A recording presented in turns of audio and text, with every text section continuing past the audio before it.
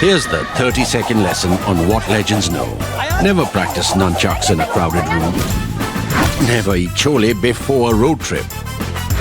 Always take your shirt off before you iron it. Don't take a call near a swimming pool.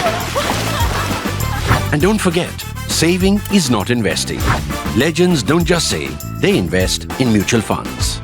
Mutual fund investments are subject to market risks. Read all scheme-related documents carefully. नमस्कार, the print में आपका स्वागत है। मैं पूर्वा मंधानी, मेरे साथ है हमारे पॉलिटिकल एडिटर डीके सिंह और हम दोनों आपके सामने हेडलाइंस के पीछे डीके के साथ का एक नया एपिसोड लेके हाजिर है। मैं समझ रही हूँ कि हम कई हफ्तों के बाद आपके सामने ये नया एपिसोड लेके आए हैं। बात ये थी कि हमारे कई सारे सहकर्मी नीलम पांडे भी जो इस शो को एंकर भी करती हैं, कई बार वो इलेक्शंस के चलते फील्ड पर थी, डीके भी ट्रैवल कर रहे थे। इस चक्कर में हमारी और आपकी मुलाकात नहीं हो पाई थी कई दिनों से, लेकिन अब हम अपनी तरफ से पूरी कोशिश करेंगे कि हम हर हफ्ते आपके सवालों का जवाब ज़रूर आप तक और पहुँचाएँ। अपूर्वा भी ब्रेक ले रही थी, जो हाँ कि नहीं जी, बता रहे हैं। हाँ जी, वो भी बात सही है कि मैं भी एक ब्रेक पर थी, पर अब हम सब न्यूज़ रूम में वापस आ चुके हैं।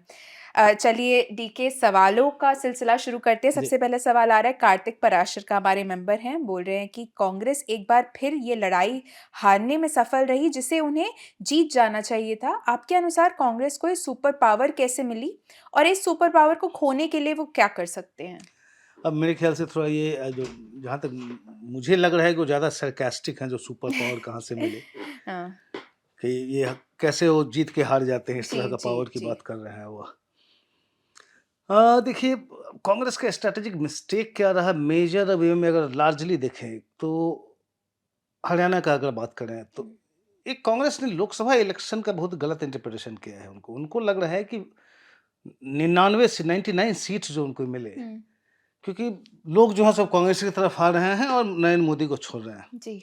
ये बहुत ही गलत इंटरप्रिटेशन है। उनको अपना वोट शेयर देख लें, मुश्किल से 1% वोट आप ज़्यादा आता है। अब हुँ, 10 साल की अगर सरकार चली है किसी पार्टी की, उसके बाद अगर आपको as a principal opposition party को 1% वोट ज़्यादा आ रहा है, तो वो कि बहुत ज़्यादा वो नहीं है कि आपके लिए लोग आ रहे हैं। हुँ, हुँ, प्लस कांग्रेस की सीटें जहाँ-जहाँ बढ़ी वहाँ देखिए आप, महाराष्ट्र में देख लीजिए, अलायंस पार्टनर्स के वहाँ भी अब अलायंस में हैं। यूपी में देख लीजिए, वहाँ भी अलायंस में हैं। कहाँ-कहाँ से वो सीटें आ रही हैं, मतलब जहाँ आप हैं, वहाँ पे कितना बढ़ा आपका? जी। एक तेलंगाना और छोड़ दीजिए, कुछ कर्नाटक में जिनके साथ है, बाकी जगह कोलिशन के थ्रू आ रहा है। तो ये सोचना कि हम आ गए पावर में और लोग नरेंद्र मोदी को हटाना चाहते हैं सत्ता से, ये जो गलत इंटरप्रिटेशन था ना उनका। हुँ, बीजेपी की सीटें कम हुई, लेकिन उसके अपने कारण थे। आरएसएस जो है सो कई स्टेट्स में सपोर्ट नहीं कर रही थी, बिकॉज़ आरएसएस की बात इन्होंने फीडबैक नहीं लिया था, इग्नोर किया था। जी। कई जगह कैंडिडेट सिलेक्शन गलत हुआ, कई हुँ, जगह इंटरनल फाइट हुआ। तो उसके कारण बीजेपी की अपनी गलतियाँ थी, जिसके कारण बीजेपी की सीट कम हुई। लेकिन कांग्रेस को इनका ऐसे लगा कि जैसे कि अब हम पावर में आ ही गए हैं। ये एटीट्यूड जो है ना, ये एरोगेंस है हुँ, और इनको खामियाजा भुगतना पड़ा। अगर हरियाणा की बात करें, कहें कि सुपर पावर हरियाणा को हम स्पेशली देखना शुरू करें, तो एक जनरल नैरेटिव जो है ना कि जाट वर्सेस नॉन जाट था, मतलब इतना भी नहीं है जाट वर्सेस नॉन जाट। देखिए, अगर सीएसडीएस लोक नीति का जो पोस्ट पोल सर्वे आया है, अब उसमें देखेंगे कि अब जाटों पे पूरा तो इन्होंने डाल दिया। कहते हैं ना कि सारे अंडे आपने एक ही बास्केट में डाल दिया, कि अब उसमें जितने इश्यूज उठा रहे थे जी। सारे जाट सेंट्रिक थे, या फिर ज़्यादा जाटों के इन्वॉल्व, जाट कम्युनिटी ज़्यादा इन्वॉल्व थे उसमें। या हुँ, किसानों की बात करें, या फिर आप रेस्लर्स बारे में बात करें, या अग्निवीर, जो मेन 2-3 जो मेन मुद्दे उन्होंने उठाए, सारे एक कम्युनिटी के बारे में थे। तो हुँ, उससे बीजेपी को मौका मिल गया। बीजेपी ने कहना शुरू किया कि देखो भई, ये ये पार्टी एक कम्युनिटी की है, एक लीडर की है, वो भूपेंद्र सिंह हुड्डा है, और एक डिस्ट्रिक्ट की है। तो ऐसे जो चला, कांग्रेस समझ नहीं पा रही थी कि क्या-क्या चेंज हो रहा है ग्राउंड पे। ये थोड़ा-सा डिस्कनेक्ट जो इनका शो कर रहा है ना, जी। जैसे हुड्डा काफ़ी वहाँ पे स्ट्रॉन्ग लीडर है, लेकिन हुँ, पार्टी में ऑर्गेनाइजेशन भी चाहिए। अब देखिए पार्टी में वहाँ कैसे कमाए? पार्टी का वहाँ पे लोकसभा इलेक्शन में करीब इनका और आपका मिला के 47% वोट थे। वो आके 39% आ गया। अभी जब लोकसभा में, अगर जब लोग मोदी के लिए वोट कर रहे हैं, सेंटर में पीएम के लिए वोट कर रहे हैं, तब आपको 47% आ रहा है। जी। तो आपको असेंबली में आपको और ज़्यादा आना चाहिए, आपके 8% घट गए। अब उसमें आपकी ऑर्गेनाइजेशनल वीकनेस भी हो सकती है, ये भी हो सकता है कि जो 7-8% आपके पास एक्स्ट्रा वोट नहीं आए, क्योंकि लोग सेंट्रल लीडरशिप में ठीक है, बीजेपी से अगर गुस्से में है तो उनको कर दिया, उनके खिलाफ जाके वोट कर दिया। लेकिन आपसे इतने खुश नहीं है कि अब निकल के आएँगे, वोट करेंगे। या फिर आपने ऐसी हवा बना दी कि हम जीत ही रहे हैं, तो आपके वर्कर नीचे में वैसे भी बहुत सारी जगह से नहीं है, इनके ब्लॉक कांग्रेस कमेटी नहीं है, इनकी डिस्ट्रिक्ट कांग्रेस कमेटी की भी हुँ। मोस्टली नहीं है। तो जो लोग वैसे बैठे हुए हैं कॉम्प्लेसेंसी के साथ घर पे, उनको कौन लाएगा पोलिंग बूथ पे? कोई है जी। ही नहीं। कैंडिडेट सिलेक्शन में बहुत सारा प्रॉब्लम है। तो खैर इस पे बहुत डिस्कशन हो चुका था। मैं बहुत उसमें डिटेल में नहीं जाऊँगा। हुँ। बट पॉइंट इज़ कि बीजेपी ने अपना देखिए बीजेपी कितना ग्राउंडेड है या उसको ऑर्गेनाइजेशन को मानना पड़ेगा उनका। उनको लग गया मनोहर लाल खट्टर, जो कि प्राइम मिनिस्टर मोदी के इतने अच्छे दोस्त हैं, हुँ। बहुत पुराने दोस्त हैं, इसीलिए सीएम बने भी थे पहली बार 14 में वो। जी। 19 में भी इसी के कारण फिर से आ गए, जो कि माइनॉरिटी में बीजेपी आई। लेकिन एक बार जब बीजेपी को लगने लगा कि इनके खिलाफ गुस्सा है, तो बीजेपी ने हटा दिया उनको मार्च में। हुँ। मतलब 6 इलेक्शन के 6 महीने पहले हटा दिया। तो उसके बाद अब सैनी आए, नायब सैनी। अब उनका देखिए उन्होंने काफ़ी कुछ चेंज करने की कोशिश किया। जैसे कि काफ़ी गुस्सा था कि खट्टर किसी से मिलते नहीं हैं। नायब सैनी ने पूरा घर का दरवाज़ा खोल दिया दिल्ली पब्लिक से मिलने के लिए। जी। गवर्नमेंट के कई प्रोग्राम से प्रॉब्लम हो रही थी लोगों को, उस सबको जो है सो रोक दिया इन्होंने कि हम फर्स्ट रिव्यू करेंगे और तब फिर से देखेंगे किसको हटाना है, किसको रखना है। अग्निवीर को लेके बोल दिया कि जो भाई लौट के आएँगे 4 साल के बाद, उनको हम नौकरी दे देंगे। हुँ। तो आप जो मुद्दे उठा रहे थे उसका बीजेपी काउंटर कर रही थी।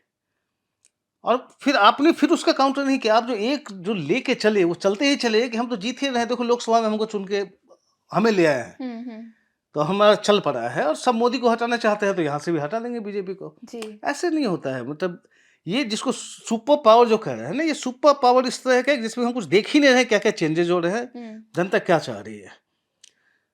एंटी इनकम्बेंसी थी 10 साल की, क्योंकि अब देखिए वोट शेयर कांग्रेस का 39% है और बीजेपी का भी 39.94, तो एकदम कम का उनमें ये है। हुँ। लेकिन जो ग्राउंड पे जो लोगों में था एंटी इनकम्बेंसी का चेंज करना है, वो उतना नहीं हुआ। बीजेपी को भी पिछले चुनाव से करीब 3% ज़्यादा ही वोट आए। जी। तो ये नहीं था कि बीजेपी पूरा ग्राउंड लूज़ कर रही थी, लेकिन जो एंटी इनकम्बेंसी वाले जो लोग थे, उसको ये लोग कंसोलिडेट नहीं कर पाए। तो जाट का भी जैसे मैंने कहा ना, लोकनीति सीएसडीएस लोकनीति के सर्वे की बात की है, 53% अगर लोग जाट ने अगर कांग्रेस के लिए दिया, तो 28% बीजेपी के लिए भी दिया। कांग्रेस ने 27 जाट कैंडिडेट खड़े किए थे, उसमें 13 जीते। हुँ। बीजेपी ने 16 खड़े किए थे, उसमें भी 6 जीते जाट कैंडिडेट्स। तो ऐसा जी। नहीं था कि जाटों ने बीजेपी को पूरा ही छोड़ दिया हो। हुँ। वैसे दूसरा भी नैरेटिव जो है कि सारे ओबीसी जा गए, ऐसा भी नहीं सही है। अगर पोस्ट पोल सर्वे देखें, पोस्ट पोल सर्वे में मेरा ज़्यादा विश्वास होता है, क्योंकि वो एग्जिट पोल में चले जाते हैं परसेप्शन पे। पोस्ट पोल में और खास करके सीएसडीएस लोकनीति बहुत ही रिलायबल इनका होता है सर्वे। उसमें देखें जैसे गुज्जर्स हैं, उन्होंने बीजेपी से ज़्यादा कांग्रेस को वोट दिया। 44% दिया गुज्जर्स ने कांग्रेस के लिए, 37% दिया बीजेपी के लिए। हुँ। जाटव दलित जो हैं, उन्होंने भी 50% कांग्रेस के लिए दिया और बीजेपी को कुछ 30s में आता है, बीजेपी को कम जाटव का मिला वोट। जी। नॉन जाटव में ठीक है, नॉन जाटव में करीब कांग्रेस को कम मिला बीजेपी से। बट है उसमें कई जातियां हैं, उसमें देखें कि कुछ ने बीजेपी के लिए पूरा किया, लेकिन बीजेपी का जो बुरा मोबिलाइजेशन था कई जातियों का, कांग्रेस ने एक जाति पे फोकस कर दिया हुँ। और ये टेकन फॉर ग्रांटेड ले लिया कि बाकी जातियां मतलब सब साथ में एंटी इनकम्बेंसी सब आएंगे। जी। ग्राउंड पे बीजेपी जो काम कर रही थी, ये इनको अंदाजा ही नहीं रहा कि क्या क्या चेंजेस हो रहे हैं ग्राउंड पे। हुँ। हुँ। हुँ। तो इस तरह का जो आप देख नहीं पा रहे हैं, ग्राउंड पे फील जो नहीं कर पा रहे हैं, जी। अब वो अगर सुपर पावर है तो मैं इसके लिए ब्लेम करूंगा लोकसभा रिजल्ट को, हुँ। क्योंकि उसके बाद से कांग्रेस का पूरा एक नजरिया ही चेंज हो गया जी। कि जैसे हम आ ही रहे हैं, अभी तो बस मोदी जी जाने ही वाले हैं पावर से, हम आ गए। हुँ। अब इस तरह से राजनीति होती नहीं। देखिए, इन्हीं का एक और सवाल है कि हाल ही में हुए हरियाणा चुनाव में कुमारी सैलजा की भूमिका को आप किस प्रकार देखते हैं? देखिए, ये तो बहुत ही पुरानी बात है कि कुमारी सैलजा और भूपेंद्र सिंह हुड्डा की नहीं बनती। अभी की जी। बात नहीं है, मतलब वर्षों से हम जानते हैं। हुँ। कांग्रेस के सेंट्रल लीडरशिप ने क्या किया? अब कुमारी सैलजा अब जैसे बैठ गई, 10-15 दिन तक गए ही नहीं कैंपेन करने के लिए। बीजेपी पूरा मुद्दा बनाया जा रही है कि देखो, दलितों ने जो है जो एक दलित लीडर के साथ कांग्रेस क्या कर रही है। हुँ। हुँ। उसका थोड़ा-सा असर पड़ा, बिकॉज़ मैंने कहा जब 50% जाटव्स ने दिया वोट कांग्रेस के लिए। कुमारी सैलजा के अपने इलाके में कांग्रेस की वोट पड़े। लेकिन जो उसके बाहर जो एक नैरेटिव होगा, जो अगर आपके पास 80% जाटव आ सकते थे, या 70% आ सकते, 50% आए, जी। क्योंकि थोड़ा सा आपने एड्रेस भी नहीं किया। आपने क्या किया, बीच में जाके एक बार राहुल गांधी ने बुला लिया शैलजा को स्टेज पे कि आप भी आ जाओ, हुडा भी हैं। हुँ, ऐसे दिखाने से जो लोगों का परसेप्शन अचानक चेंज नहीं होता। बीजेपी लगातार उस पर कैंपेन बिल्ड कर रही थी, हुँ, तो वो उसका इनको असर पड़ा, इनके मतलब वोट्स पे, दलित वोट्स पे पड़ा, क्योंकि मैसेज गया। वही मैसेज जो है ना कि एक जाटों की सरकार बन रही है, तो जी। एक दलित थोड़ा सा उसमें नेग्लेक्टेड है। हुँ, खैर चलिए, वो तो चुनाव के समय हुआ, बट अच्छा उसके बाद फिर दूसरा देखिए, अब अशोक तंवर है। अब उनको अब ठीक चुनाव के पहले मतलब जो खत्म होने वाला है कैंपेन, उस समय आप लेके पार्टी में ले आए। हुँ, अब अशोक तंवर की कुमारी शैलजा से भी नहीं बनती, भूपेंद्र हुड्डा से नहीं बनती, शैलजा से भी नहीं बनती, उसको अब लेके आ रहे हैं, पता नहीं किस लिए लेके आ रहे हैं एकदम हुँ, लास्ट मोमेंट में। तो इनकी स्ट्रैटेजी में ही बड़ा मेजर कुछ वो नहीं दिखा कि एक क्लैरिटी हो कि करना क्या चाह रहे हैं। हुँ, अगर पहले से तैयारी कर रहे हैं, ठीक है, भूपेंद्र हुड्डा बहुत बड़े नेता हैं, पॉपुलर भी हैं।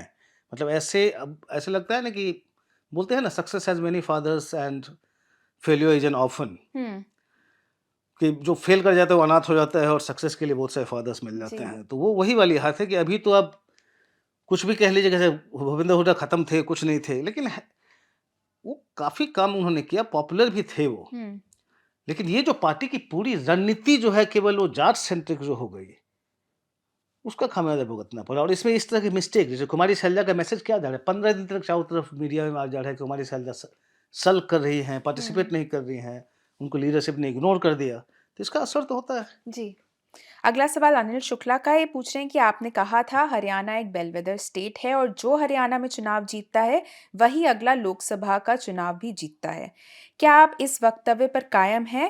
ये प्रयागराज से हैं, पूछ रहे हैं। नहीं, सबसे पहले जो मैंने कहा, उस समय खैर बोलते-बोलते मैं बोल गया था। हुँ, फिर हमारे एक व्यूअर हैं, उन्होंने मेरे एक प्रोग्राम में फिर से यही क्वेश्चन उन्होंने पूछा था। अच्छा। मैंने उनको वहाँ पे जवाब दिया कि नहीं, वो मेरी बहुत बड़ी गलती थी, क्योंकि पूरा मैंने देखा नहीं। मैंने 2019 सोच रहा, 2014 सोचा। हुँ, अरे 2009 में तो कांग्रेस आई थी असेंबली में, हुँ, 2014 में हार गई ना, मतलब जी। सेंटर में। हुँ, तो मैं पूरा गया नहीं था, वो मेरी गलती थी। अचानक बोलते-बोलते मैं बिना उसको पूरी तरह से गए हुए डेटा में मैंने बोल दिया था। हुँ, हुँ, हुँ, और शायद वो इसलिए भी बिकॉज़ अब जहाँ भी बात करते हो ना लोगों से, तो जनरली होता है कि अरे जो हरियाणा में रहता है वो दिल्ली में ही रहता है। हुँ, हुँ, तो दिल्ली हरियाणा का एक साथ चलता है। तो वो एक्चुअली ये आप कह सकते हैं कि जो दिल्ली में जीतता है वो हरियाणा भी जीत जाता है। जी, जी। तो आप उसको ऐसे भी देख लीजिए। देखिए, हरियाणा से जुड़े हमें काफ़ी हुँ। सवाल आए थे। ऑफ़ कोर्स राधिका घोष हमारी मेंबर हैं, हुँ। इनका भी सवाल आया है कि क्या आप बता सकते हैं कि हरियाणा चुनाव में कितनी महिलाओं ने, परसेंटेज पूछ रही हैं, मतदान किया और कुल मतदान के परसेंटेज में, और हरियाणा में महिला वोटों का ब्रेकअप क्या था? क्या विनेश फोगाट को अपनी टीम में आमंत्रित करने के अलावा कांग्रेस द्वारा महिला सुरक्षा के मुद्दों पर कोई मैसेज नहीं दिया गया? और देखिए, जहाँ तक पूरे वोट्स की बात है, तो मैं सीईओ का स्टेटमेंट देख रहा था कुछ दिन इलेक्शन के बाद। तो करीब टोटल हरियाणा में 1 करोड़ 38 लाख, 1 करोड़ 38 लाख वोट्स पड़े, जी, जिसमें महिलाओं का है 64 लैक्स के करीब। ओके। 50% से कम हुआ, मतलब जितने वोट्स पड़े उसमें 46-47% का करीब आएगा, जो हुँ, कि जिनमें महिलाओं मतलब विमेन वोटर्स आई। तो ये तो ब्रेकअप रहा। जहाँ तक कह रहे हैं कि महिला सुरक्षा को लेके उतनी बात हुई नहीं। देखिए, हुआ क्या हरियाणा में, विनेश फोगाट का भी क्या हो गया कि वो विक्टिम से ज़्यादा वो हो गया ना, कि वो भी जाट पॉलिटिक्स में आ गया हुँ, कि अब जैसे मैंने कहा, वो 3 जो मुद्दे कह रहे थे कि किसान जाट हुँ, मोस्टली, आप पहलवान की बात करें, वो भी एक जाट टाइप का इश्यू बन गया। तो कांग्रेस उसको एक विमेन तरह की इश्यू बना नहीं पाई, विमेन सिक्योरिटी की इश्यू बना नहीं जी। पाए। क्योंकि वही जैसे मैं शुरू से कहा ना, कैंपेन में को लगा नहीं कि बैठ के स्ट्रेटाइज़ करते हो आप कि क्या स्ट्रैटेजी रहेगी हमारी, हुँ, हुँ, किन मुद्दों को बढ़ाना है, कैसे करना है, बस चलते ही चले गए, जो हो रहा है। अब विनेश फोगाट के साथ आप उनके साथ हो गए, उन्होंने आपकी पार्टी जॉइन करी, तो आपने मान के चल लिया कि अच्छा विनेश फोगाट आई है तो सारी महिलाएँ आ जाएँगी। ऐसे नहीं होता, उन मुद्दों को उठाना होता है जी। और उसको लगातार उठा के नीचे तक, ग्राउंड तक ले जाना होता है, जो कांग्रेस नहीं कर पाई। हुँ, जहाँ तक महिला सुरक्षा की बात करें हुँ, उनमें, तो देखिए इश्यू क्या है कि बहुत सारी पार्टियाँ जो जिस समय होता है उस समय रिएक्ट करती है, फिर भूल जाती है। अब मुझे याद है यूपी का असेंबली इलेक्शन था, उन्नाव रेप विक्टिम जो थी जी। उनकी मदर, हुँ, उन्होंने कांग्रेस के टिकट पे चुनाव लड़ा और इतना बड़ा मुद्दा था पूरे देश भर का वो उन्नाव रेप केस। जी। और जब विक्टिम की मदर आ रही है कि मुझे जस्टिस नहीं मिला, हुँ, 500 वोट भी नहीं मिले उनको। तो फिर पॉलिटिशियंस को भी लगता है कि अरे जनता मतलब इन मुद्दों को भूल जाती है, तो हम भी कितना इसको आगे बढ़ाएं। खैर ये तो मैं फाइनल एनालिसिस में जा रहा हूँ, लेकिन मैं कांग्रेस की बात कर रहा हूँ कि ये इन मुद्दों को इस तरह से स्पेसिफिकली लेके जा नहीं पाती है जनता जी में, जी और एक बार बोल दिया फिर भूल जाते हैं। इनका वही है कि अभी अब पिछले इलेक्शन में कौन सा मुद्दा था, उसके पिछले इलेक्शन में क्या मुद्दा था, मुद्दे इनके लगातार चेंज करते रहते हैं हर एक इलेक्शन में। अगला सवाल, इनका यूज़र नेम रोहन निगल है। ये पूछ रहे हैं कि कृपया इन दिनों पवन कल्याण की सनातन धर्म संबंधी बयानबाजी और सुनील जोशी के अगले भाजपा प्रेसिडेंट बनने की अफवाहों के संबंध में अपना पॉलिटिकल एनालिसिस दें।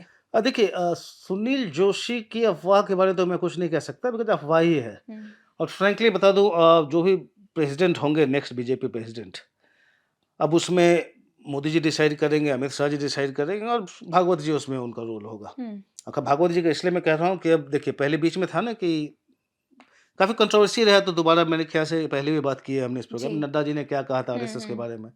अब हरियाणा में आरएसएस का बहुत बड़ा रोल रहा है इस जी बार, ग्राउंड पे वो किसको टिकट मिलना चाहिए, नहीं मिलना चाहिए, ग्राउंड पे मैसेज नीचे तक कैसे लिया जाए, हर एक घर में घुसे इस बार आरएसएस के कार्यकर्ता वहाँ पे। तो उन्होंने दिखा दिया कि देखिए, जब हम लोकसभा के लिए करते हैं, लोकसभा में हमने नहीं काम किया, देखो यूपी में क्या हालत हुई, हरियाणा में काम नहीं किया, देखो क्या हालत हुई और जब आप हार चुके थे हरियाणा में, फिर से हम आए हैं, जी देखो हमने कैसे चेंज कर दिया। तो एक संघ ने प्रूव कर दिया कि मेरे बिना आपका नहीं चलेगा।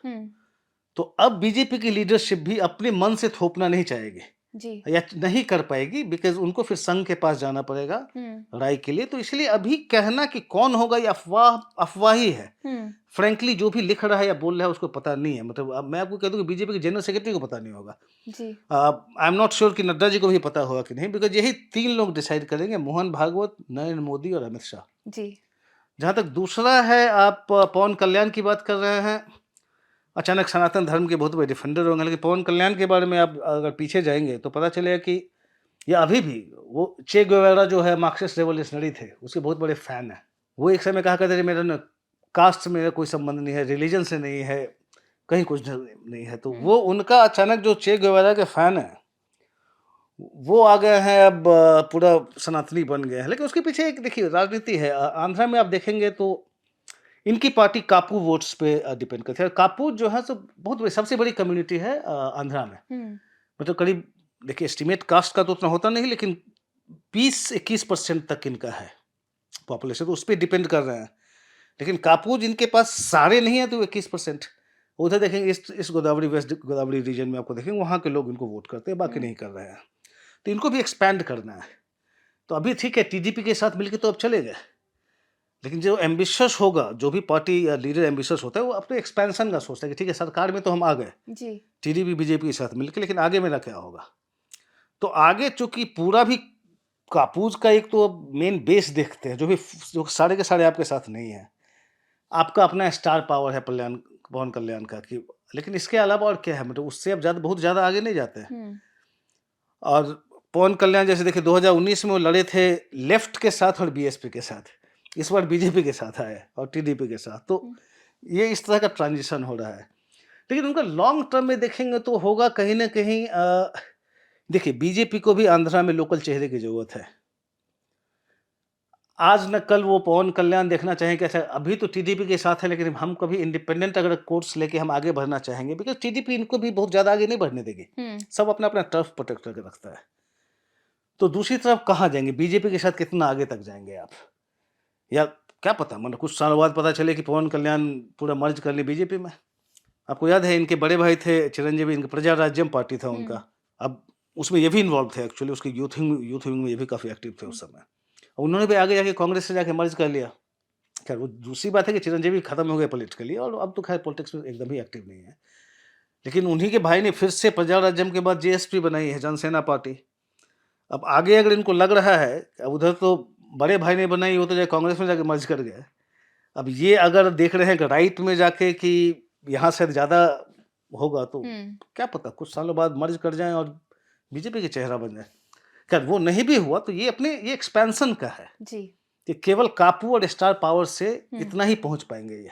जी जी तो लॉन्ग टर्म ये इनका जो अचानक पूरा सनातन धर्म के बहुत बड़े डिफेंडर बन गए हैं, तो लॉन्ग टर्म इनका ये स्ट्रैटेजी दिख रहा है। जी आरएसएस के हरियाणा चुनाव में आरएसएस के रोल पर हमारी सहकर्मी सान्या हुँ, ढींगरा ने चुनाव कैंपेनिंग के समय ही एक हुँ, स्टोरी की थी। उस आर्टिकल की लिंक इस वीडियो के डिस्क्रिप्शन में एडेड है, वो हुँ, आर्टिकल भी आप ज़रूर पढ़ें। ठीक है, अगला सवाल, इनका यूज़र नेम रवि जयकुमार है इनका नाम, मेंबर है हमारे, पूछ रहे हैं कि मेरा प्रश्न इंडियन पोलिंग इंडस्ट्री को हुई रेपुटेशन डैमेज के बारे में है। मैं समझता हूँ कि बहुत सारे वैल्यूएबल और इंसाइटफुल डेटा हैं जो पोलस्टर अपने पोल्स के साथ एकत्र करते हैं, कलेक्ट करते हैं, लेकिन जब वे वोट शेयर को सीटों में परिवर्तन करते हैं तो वे विनर को पूरी तरह से गलत दिखा भी पाते हुँ। हैं। पोलिंग इंडस्ट्री को हुई क्रेडिबिलिटी डैमेज पर आपका एनालिसिस क्या है? वे इसे रिस्टोर करने के लिए क्या कर सकते हैं? देखिए, लोकसभा और इस इलेक्शन के बाद तो क्रेडिबिलिटी पे बहुत बड़ा क्वेश्चन मार्क आ गया, वो तो हुँ, आपने देखा। हुँ, उसको अगर जनरल टर्म में देखें तो आप जैसे कह रहे हैं वोट शेयर सीट में कन्वर्ट क्यों नहीं हो पाता, तो वो डिपेंड करता है कि आपकी मेथोडोलॉजी कितनी साउंड है। पहले तो सैंपल साइज़ आपका कितना बड़ा है। जी, अब हरियाणा में अगर टोटल 2 करोड़ वोटर हैं और आपने जाके केवल 10,000 से बात कर लिया, तो it's not good enough. Like वो हुँ, भी शायद हो जाए, हुँ, लेकिन उसमें है कि रिप्रेजेंटेशन आपने कितना लिया, किस रीजन से लिया। हर एक रीजन से आपको लेना पड़ता है, हर एक कास्ट कम्युनिटी से आपको लेना पड़ता है, हर एक जेंडर में आपको मेन, वुमेन आपने कितने मेन का लिया, कितने वुमेन का इंटरव्यू किया, कितने जाट का किया, कितने किलो गुज्जर का किया, कितने पंजाबीज़ का किया। हुँ, वो आपको बैलेंस बना के वो करना पड़ता है रिजल्ट, और तब ठीक से कन्वर्ट कर पाते हैं आप। जी, उसमें अगर मेथोडोलॉजी में अगर आप स्वीपिंग चले गए, किसी एक रीजन में गए, किसी एक ही क्लास में बात किए, हुँ, केवल अर्बन एरियाज में रह गए, रूरल में नहीं गए, रूरल में गए, अर्बन में नहीं आए, तो वो सब जब तक आपका बैलेंस ठीक से नहीं होगा, आपको कन्वर्ट आप नहीं कर पाएंगे। तो ये तो है कि जनरल एक जो गलती, अनजानी गलती हो जाती होगी, जो जब आप जाते हो सर्वे करने के लिए। दूसरा ये होता है कि अभी आप ये देख रहे हैं कि ये भी शायद पोलस्टर भी, अब मैं सब पे मैं क्वेश्चन मार्क नहीं कर रहा, लेकिन ये हुँ, भी शायद जनता में बह जाता है। तो अब कहाँ जाओगे 10,000, 20,000, 30,000, 50,000 लोगों को करने के लिए? एक थोड़ा-सा सैंपल साइज़ लिए, उसके बाद एक चले गए कि अच्छा जीत ही रही है, तो जीत रही है। हुँ, तो इसलिए एक भी पोलस्टर ठीक नहीं कर पाया हरियाणा को, आप देखिए। जी, तो आप या तो आपकी मेथोडोलॉजी में प्रॉब्लम है, या फिर आपने ठीक से सर्वे किया नहीं। और फिर आपको 1 आध 2 पोस्टर का ये भी मिलेगा, कुछ पोस्टर हैं जो कि एक पार्टी की भी फीडबैक दे रहे हैं हुँ, और इंडिपेंडेंट पोस्टर भी बने हुए हैं। तो फिर आपका बायस आ ही जाएगा कि अगर पार्टी के लिए एसोसिएटेड हो, उनको इनको आप दे रहे हो फीडबैक, जी, तो एकदम वो आपको निकल के अपने में भी आ जाएगा पोल्स में। हुँ, हुँ, बहुत सारे फैक्टर्स हैं, बट हाँ, क्रेडिबिलिटी बहुत ज़्यादा डैमेज हुई है, और इसलिए मैं जब सीएसडीएस लोकनीति सर्वे की बात करूँ, देखिए वो प्री पोल वो नहीं करते हैं अनाउंस, वो पोस्ट पोल सर्वे करके रिजल्ट आया, ठीक है भई, मतलब किस कास्ट के, किस ग्रुप ने, मेन ने, वुमेन ने, किसका कैसा रुझान रहा। तो आज जो रिजल्ट नहीं प्रेडिक्ट कर रहे हैं, वो आपको बता रहे हैं कि रिजल्ट के पीछे क्या है, हुँ, कौन किस तरफ गया। तो मैं अगर जहाँ मेरी बात आती है, तो मैं ज़्यादातर मैं इस सीएसडीएस लोकनीति की तरफ जाता हूँ। मैं पोस्ट पोल को ज़्यादा समझने की कोशिश करता हूँ इस जी। मामले में। देखिए, अगला सवाल, इनका यूज़र नेम एमएम है, बोल रहे हैं आपने हाल ही में समझाया था कि मोदी, शाह, वाजपेयी, आडवाणी की तरह मास लीडर्स तैयार नहीं कर पाए हैं। क्या ये प्रवृत्ति लोकसभा 2024 के बाद भी जारी रहेगी? क्या आपको फडणवीस, गडकरी, शिवराज चौहान या यहाँ तक कि राम माधव जैसे आरएसएस के लोगों के मास लीडर्स के रूप में उभरने की संभावना दिखती है, जो लीडरशिप पोज़ीशंस में रहने के लिए सशक्त हैं? देखिए, शिवराज चौहान तो ऑलरेडी मास लीडर हैं ही, हुँ, उन्होंने तो खैर कई इलेक्शन में प्रूव कर रखा है। हुँ, गडकरी, अब उनको प्रोजेक्ट तो कहीं करके नहीं दिया जाता, लेकिन जहाँ भी हैं अपनी कॉन्स्टिट्यूंसी में मास लीडर है वो, और उनका लार्जर एक पूरे कंट्री में बहुत सम्मान है, हुँ, वो ऑलरेडी हैं। राम माधव की बात करें तो राम माधव उस तरह के पॉलिटिशियन नहीं है, वो संघ से आए हैं, वो बैकरूम में काम करते हैं, स्ट्रैटेजी बनाते हैं। जी, तो उनका तो खैर उस मास लीडर की बात नहीं करेंगे, लेकिन लार्जर उसमें देखें तो 24 के बाद भी देखिए प्रॉब्लम क्या हो गया है बीजेपी में कि नीचे से ऊपर तक सब बस मोदी मोदी मोदी करके करना चाहते हैं। हुँ, जनता के बीच में भी अब मोदी के लिए वोट दो, सेंट्रल स्कीम मोदी गवर्नमेंट के लिए वोट दो।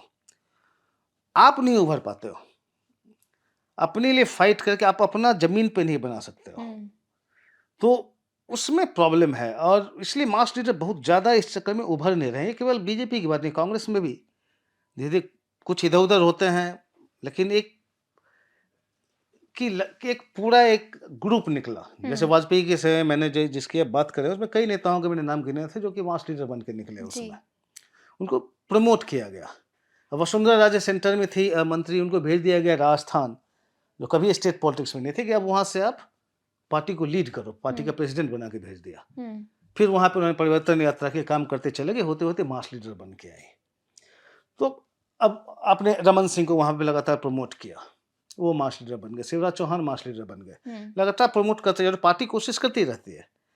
लेकिन अब केवल मोदी और शाह ही नहीं कर सकते। अब अनफॉर्चुनेटली हुआ कि जिन जिन को उठाते हैं वो आगे चल नहीं पाता, क्योंकि पोटेंशियल अब वो देखते हैं, लेकिन अब प्रूव तो लीडर को करना है ना। देवेंद्र फडणवीस 5 साल रहे, पॉपुलर सीएम हुए, मास लीडर हैं। अब ये है कि अब कैसे प्रमोट करते हैं। अब उसमें दिक्कत क्या आती है, जैसे आपने सरकार में आने के लिए अब एकनाथ शिंदे को आपने सीएम बना दिया, तो देवेंद्र फडणवीस का धीरे धीरे वो जो है सो होल्ड करता रहेगा, कम होता गया। लेकिन अभी भी बीजेपी को वहाँ चला रहे हैं। लेकिन अभी फिर से देखिए, अगर 5 साल फिर से आगे अगर बीजेपी सत्ता में आई और मायावती सत्ता में आई, फिर से शिंदे सीएम रहेंगे, तो फिर धीरे धीरे वो घट जाएगा। तो अब पार्टी कितना प्रमोट करती है किसी नेता को। अब एक बार फडणवीस को क्रिएट तो किया, प्रॉपअप किया, अब जब बन गए तो उसके बाद से वो सपोर्ट धीरे धीरे धीरे धीरे वो दिख नहीं रहा है, तो फिर वहां पे प्रॉब्लम होती है। योगी आदित्यनाथ जी कहते, योगी आदित्यनाथ मास लीडर हो गए, लेकिन फिर आप देख रहे हैं खींचातानी यूपी में कि मतलब इंटरनल फाइट जो शुरू हो गया है, कैसे योगी को नीचे किया जाए, तो ये सब प्रॉब्लमेटिक है जी। लेकिन अब बाकी लोगों को लेके आए, अब रघुवर दास को अपने बना के भेज दिया सीएम झारखंड, हार गए, उसके बाद छोड़ दिया उसको, खत्म हो गए वो। विप्लव देव को त्रिपुरा में अपने बना, विप्लव देव एक्चुअली वहाँ के जब बीजेपी के प्रेसिडेंट बना के भेजे गए थे, काफ़ी एक्टिव थे वो गांव में, वो गाड़ी लेके कई कई दिन तक निकल जाते थे, गांव में ही रहते थे। उन्होंने पार्टी को बनाया, अपने सीएम बनाया, फिर आप उनको हटा दिया वहाँ से, ठीक है। उसके बाद अब अगला इलेक्शन जीत गया, आप कह सकते हैं उनको हटाया तो अच्छा किया पार्टी के लिए।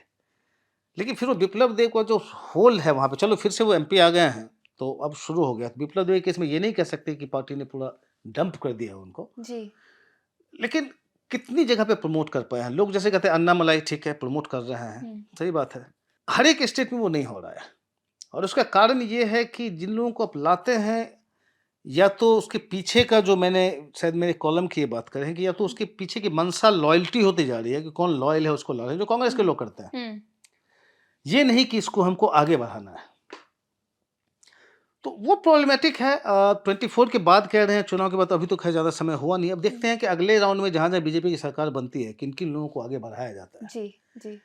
तो मैं इसके लिए केवल मोदी और शाह को ब्लेम नहीं कर सकता, बिकॉज जिन नेता को चुन के आपने आगे भेजा उनको भी अपना प्रूव करना पड़ेगा, तो उसमें से बहुत सारे नहीं कर पाए हैं। हमें 2 सवाल ट्विटर पे भी आए थे डीके, वो भी लूँगी। एक सवाल है महेंद्र सिंह का, वो बोल रहे हैं कि क्या आपको लगता है कि भारत के चुनाव आयोग के काम की स्वतंत्र जांच होनी चाहिए? देखिए, हो सकता है आप वो कह रहे हैं जो कि कांग्रेस, और आप शायद कांग्रेस के जो अभी स्टेटमेंट आ रहे हैं हरियाणा के बाद, उस पर बात कर रहे हैं। अब यही तो विडम्बना है। देखिए, आप जब चुनाव जीतते हैं तो फिर इलेक्शन कमीशन ठीक कर रहा है, चुनाव हारते हैं तो फिर ईवीएम खराब है, ये है वो, ऐसे ऐसे नहीं होता। अगर ईवीएम को कंट्रोल ही कर लेते ये लोग, अभी तो खैर बैटरी की बात पे जा रहे हैं, लेकिन अगर ऐसा कंट्रोल करना होता तो फिर बीजेपी अपना कम से कम मेजोरिटी तो ले आती ना लोकसभा में। तो ऐसे नहीं होता, वो अंगूर खट्टे हैं, होने वाली बात है। ये मैं ये नहीं कर रहा हूँ कि चुनाव आयोग बहुत ही निष्पक्ष होकर काम कर रहा है। मतलब बहुत सारी चीज़ों में देखेंगे, लगता है कि आफ्टर ऑल चुनाव आयोग, मतलब इलेक्शन कमिश्नर और चीफ इलेक्शन कमिश्नर कौन अपॉइंट करता है? प्राइम मिनिस्टर करते हैं इसके डायरेक्टली। बीच में सुप्रीम कोर्ट ने कहा था कि अब बनाओ जिसमें सीजीआई को ले आओ, तो फिर आप नया लॉ ले आए उसमें कि एग्जीक्यूटिव उसको अपॉइंट करती है। बेसिकली एसेंशियली जो कमेटी में भूल जाइए, बात यह है कि कमेटी में जो भी है सब पीएम के थ्रू आएंगे। पीएम बेसिकली अपॉइंट करते हैं चुनाव आयोग, मतलब इलेक्शन कमीशन को, और या सीईसी को, जो सीईसी बाद में बनेंगे। तो थोड़ा सा तो इशू होता है, लेकिन नया इशू नहीं है, अभी तो नहीं, शुरू से ऐसे ही होता आ रहा है। अब कमेटी में थोड़ा सा चेंज आ गया है उनके सिलेक्शन प्रोसेस में, लेकिन एग्जीक्यूटिव का पहले भी चला था, अभी भी चल रहा है। तो अगर इतने सालों से जब हमारे देश में लोकतंत्र की, जब पूरे विश्व में बात होती है कि हमारा लोकतंत्र इतना मजबूत है, तो उससे भी ऐसा नहीं था कि सारे चुनाव आयोग, मतलब सीईसी जो है सो, और ईसी जो है सो, वो एकदम इतने निष्पक्ष थे कि सुनते ही नहीं थे रूलिंग पार्टी के। तो ऐसा वो पहले भी नहीं होता था, लेकिन फिर भी चुनाव हमारा विश्व भर में, हम लोग इतने अच्छे से चुनाव चलता है और मोस्टली निष्पक्ष चलता है। मतलब जो वोट में कुछ गड़बड़ नहीं होता। आप कहीं के डेट इधर करवा लीजिए, उधर करवा लीजिए, किसी पे एक्शन नहीं हुआ, किसी का मॉडल कोड वायलेशन का अगर आरोप है, ठीक है, बहुत ज़्यादा पावरफुल है तो आपने छोड़ दिया। जी। अगर प्राइम मिनिस्टर के खिलाफ मॉडल कोड ऑफ वायलेशन का अगर आरोप लगा हुआ है तो आपने पार्टी प्रेसिडेंट को नोटिस दे दिया। हुँ, ये सब ठीक है, लेकिन हमारा इलेक्शन कमीशन अभी बहुत ही स्ट्रांग है, इंडिपेंडेंट एज एन इंस्टीट्यूशन अभी भी स्ट्रांग और इंडिपेंडेंट है वो। हुँ, हुँ, वो छोटी-मोटी चीज़ों को लेके ये पूरे चुनाव पे हम प्रश्न चिन्ह नहीं लगा सकते कि मतलब ईवीएम से मैनिपुलेट कर लिया चुनाव, ऐसे नहीं होता। हुँ, अब इतनी बड़ी मशीनरी है, आप उसमें नहीं घपला नहीं कर सकते, मतलब हज़ारों लोग, लाखों लोग लगे हुए हैं पूरे प्रोसेस में। जी। तो कोई भी पार्टी कैसे मैनिपुलेट नहीं कर सकती, ये वो अंगूर खट्टे हैं वाली बात है, वो कहते हुँ, हैं हुँ, उसको। आपने यही प्रश्न तब क्यों नहीं किया, मतलब जो उठाते कि 2024 का जो लोकसभा चुनाव हुआ उसमें ईवीएम की टैंपरिंग हुई, हुँ, वो तो नहीं बता रहे हैं। आप कई बार तेलंगाना में भी आप जीते, अब नहीं बताते हैं ना। तो ये अप्रोच बहुत नेगेटिव अप्रोच है ऑपोजिशन का। वो बाकी बात करें, हाँ, चुनाव आयोग, मैंने जैसे कहा, कई कई चीज़ें चुनाव आयोग करती है जिसपे कि आपको क्वेश्चन मार्क हो जाता है कि ये आप देखिए, आप इनको सपोर्ट कर रहे हैं, जी। और हमेशा वो गलत नहीं होता। लेकिन इतने बड़े मुद्दे में कि चुनाव ही गलत हुआ, ये मैं नहीं मानता कि ये कहीं भी इसमें अपोजिशन का स्टैंड सही है। चलिए इसी बात पे हमारा आज का एपिसोड यहीं ख़त्म होता है। आशा करते हैं आपको एपिसोड पसंद आया होगा। हमसे जुड़ने के लिए आप सभी का बहुत-बहुत धन्यवाद। धन्यवाद।